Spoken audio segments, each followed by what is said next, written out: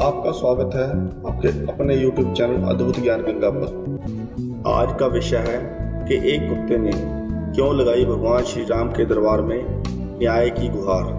कुछ लोगों ने इस बात पर सवाल उठाया कि एक कुत्ता जो पशुओं की श्रेणी में आता है वह भला किस प्रकार अपनी बात कह सकता है और भगवान श्री राम ने उसकी बातों को कैसे समझ लिया।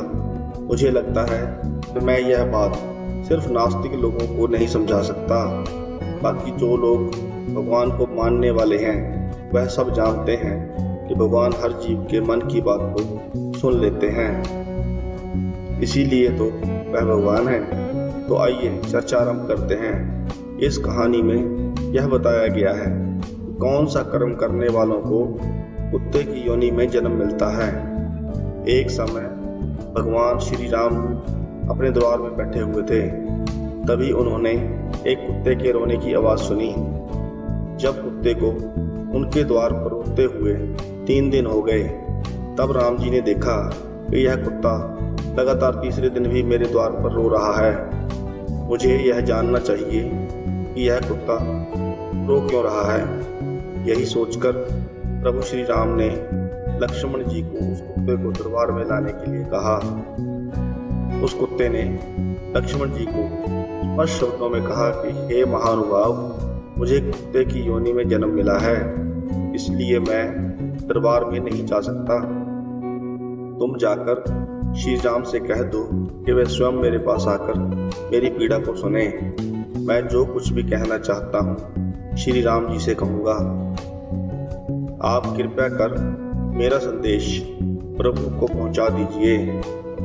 लक्ष्मण जी ने कुत्ते की बात सुनी और श्री राम जी को कुत्ते की पूरी बात सुनाई। श्री राम ने अपनी न्याय सभा में कुत्ते को प्रयास सुनाने की अनुमति देकर लक्ष्मण जी को उसे बुलाने भेजा। लक्ष्मण जी कुत्ते के पास पहुंचे और प्रभु के सामने अपनी बात रखने को कहा। प्रभु की सहमति मिलने के बाद कुत्ते ने लक्ष्मण जी से कहा कि देवता के मंदिर में, राजा के भवन में और पंडित के घर में हम जैसे जीवों का प्रवेश निषिद्ध है।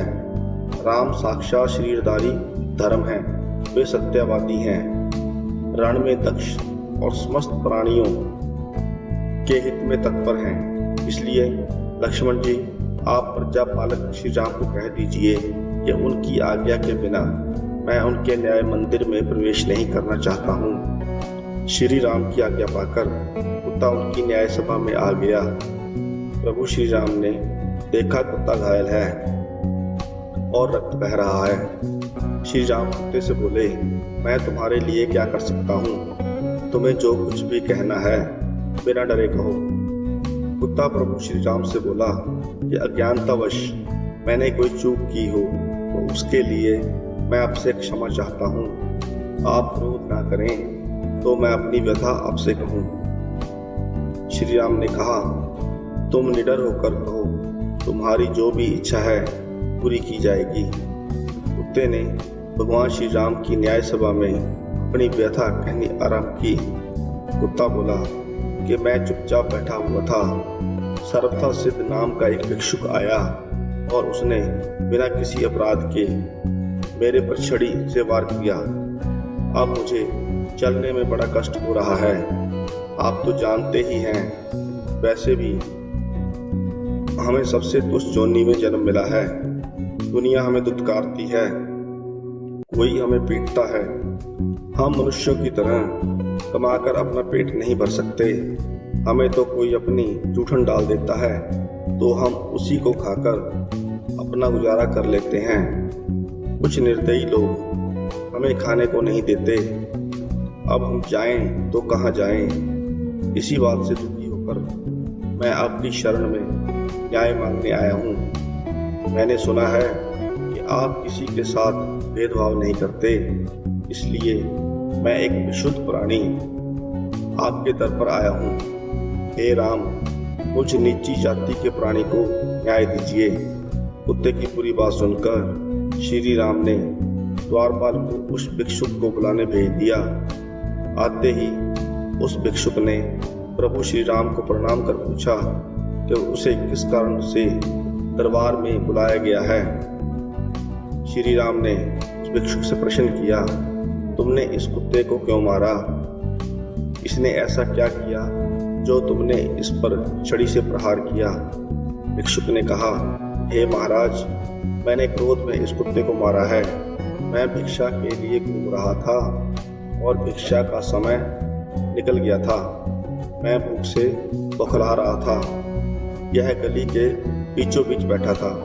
मैंने कई बार इसे हटने को कहा, तब यह गली के एक छोर में ऐसी जगह खड़ा हो गया जिससे मेरी राह रुक गई।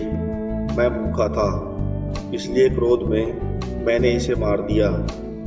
अब आप मुझे जो भी दंड देना चाहें दे दें। उस भिक्षुक का पक्ष सुनकर श्री राम ने कहा कि आपको मालूम होना चाहिए कि यह ज्ञान विहीन पशु है। यदि आपको भूख लगी थी तो भूख तो इस कुत्ते को भी लगी थी। आपके पास भोजन कमाने के लिए ज्ञान है। आप कहीं से भी किसी भी घर से अपना भोजन एकत्रित कर सकते थे, परंतु यह तो पशु है। इसको भोजन न मिलने पर भूखा ही रहना पड़ा होगा। सभासदों की बात सुनकर श्री राम ने इस बारे में कुत्ते को ही दंड का सुझाव देने की बात कही। भगवान श्री राम ने कुत्ते से कहा कि यह भिक्षुक तुम्हारा अपराधी है। इसे तुम क्या दंड देना चाहते हो? तुम इसके लिए जो भी दंड निर्धारित करोगे, इसे हम वही सजा देंगे। कुत्ते ने कहा, हे प्रभु, इस भिक्षुक को किसी मठ का महंत बना दीजिए। भगवान राम मुस्कुराए और उन्हें भिक्षुक को वही सजा सुना दी जो कुत्ते ने सुझाई थी। उस कुत्ते की बात मानकर श्री राम ने उस भिक्षुक को सुंदर वस्त्र पहनाए, फूल माला और चंदन से सुशोभित किया। एक पालकी में बिठाकर तरह तरह के बाजे बजाते हुए उत्सव के साथ एक मठ में ले गए और भिक्षुक को उस मठ का महंत बना दिया। उस समय वह भिक्षुक बहुत प्रसन्न होते हुए इसे अपना सौभाग्य समझ रहा था। इधर ऐसा न्याय देखकर दरबार के लोग बड़े आश्चर्य में पड़ गए।